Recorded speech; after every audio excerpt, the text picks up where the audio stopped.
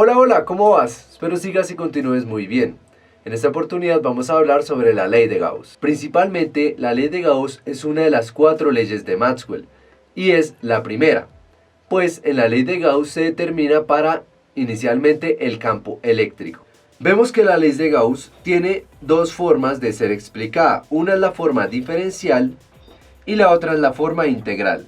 Principalmente para el curso de física, electricidad y magnetismo es importante que lo comprendas desde la parte integral, pues sé que en este orden de ideas también estás comprendiendo lo que son todos los conceptos de este cálculo.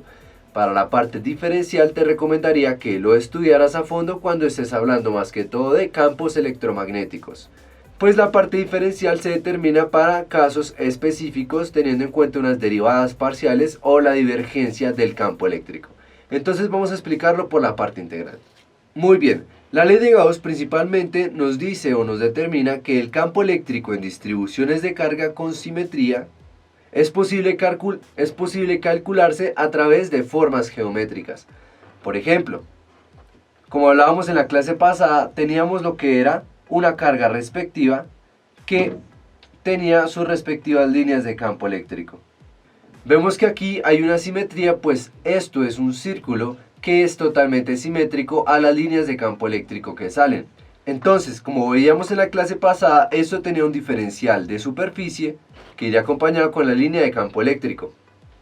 Vamos a basarnos en la última definición encontrada en la clase pasada, donde decíamos que el flujo eléctrico era igual a la integral de el campo eléctrico producto punto o producto escalar con este diferencial de superficie. Específicamente, se tiene que la ley de Gauss afirma que el flujo del campo eléctrico a través de una superficie cerrada es igual al cociente de la carga que hay en el interior de dicha superficie dividido entre la permitividad del espacio vacío. Quiere decir que me está diciendo que todo lo que esté encerrado en esa superficie va a ser igual, como lo es el flujo eléctrico, a la carga encerrada dividido entre epsilon sub 0, que es la permitividad del espacio vacío. Esto, mis queridos amigos, es la ley de Gauss. Por lo tanto, es posible calcular lo que sería el campo eléctrico a partir de esta definición, teniendo en claro que funciona únicamente en superficies simétricas cerradas. Vamos con un ejemplo. Vamos a calcular el campo eléctrico producido por un hilo rectilíneo cargado. Entonces, veamos que este sería una línea rectilínea cargada uniformemente, y para poder aplicar la ley de Gauss es necesario siempre aplicar lo que sería una superficie gaussiana. Como veíamos en el caso de la carga, la superficie gaussiana que mejor se acomoda a lo que sería esta carguita con las líneas de campo que esta tiene es una esfera, pues la esfera me está cubriendo toda la carga. Este ejemplo también lo vamos a ver. Entonces, en este caso, teniendo lo que sería una línea cargada, lo que mejor se acoplaría sería un cilindro. ¿Por qué? Porque las líneas de campo eléctrico que saldrían de la carga, que saldrían de la línea, tendrían esta forma.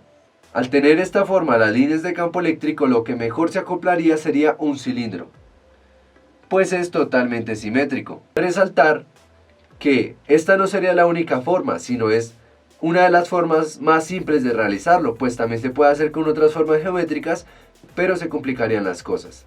Entonces, por ejemplo, si esta es mi línea cargada uniformemente, vemos que el vector que sale de esta línea va a tener esta forma, y al tener esta forma está saliendo totalmente perpendicular a la línea.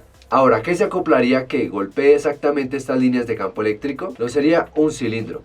Si vemos, este cilindro sería la superficie gaussiana que yo necesito. Si yo coloco el cilindro dentro de esta, vemos que el cilindro está cubriendo todas las líneas de campo eléctrico y las estaría encerrando.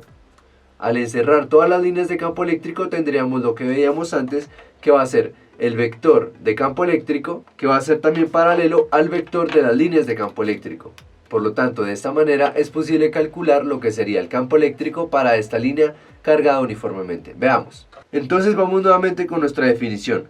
El flujo eléctrico es igual a la integral de línea, en este caso ya va a ser de línea, de el campo eléctrico producto punto por el diferencial de área o superficie. En este caso veámoslo como igual, superficie.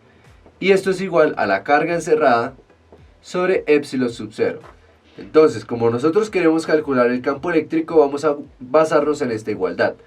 Tenemos entonces que la integral de, aquí tenemos un producto punto entre estos dos vectores. Tenemos entonces que la magnitud del campo eléctrico multiplicado por la magnitud del vector diferencial de superficie, que sería el siguiente. Tendríamos acá que aquí está golpeando, aquí estaría golpeando la superficie, aquí también, y así sucesivamente, y de aquí sale el vector diferencial de superficie, que es paralelo al campo eléctrico, como lo vemos acá, y como lo veíamos en el ejemplo de nuestro cilindro.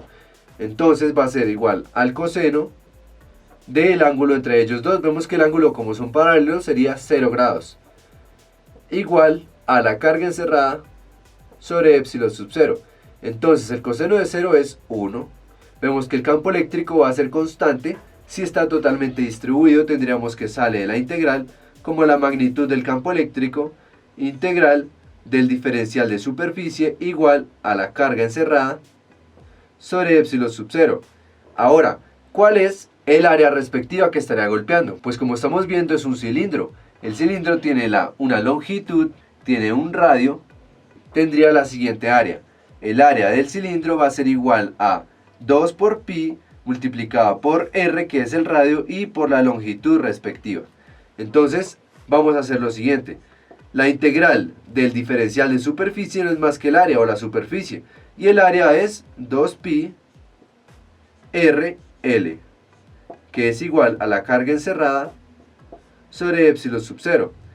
De esta manera tenemos entonces que el campo eléctrico es igual a, este está multiplicando, pasa a dividir a la carga encerrada, dividido entre 2 por pi por r, por la longitud, por epsilon sub 0. Bien, ahora recordemos de clases pasadas cuando hablábamos de algo que se denominaba la densidad lineal de carga.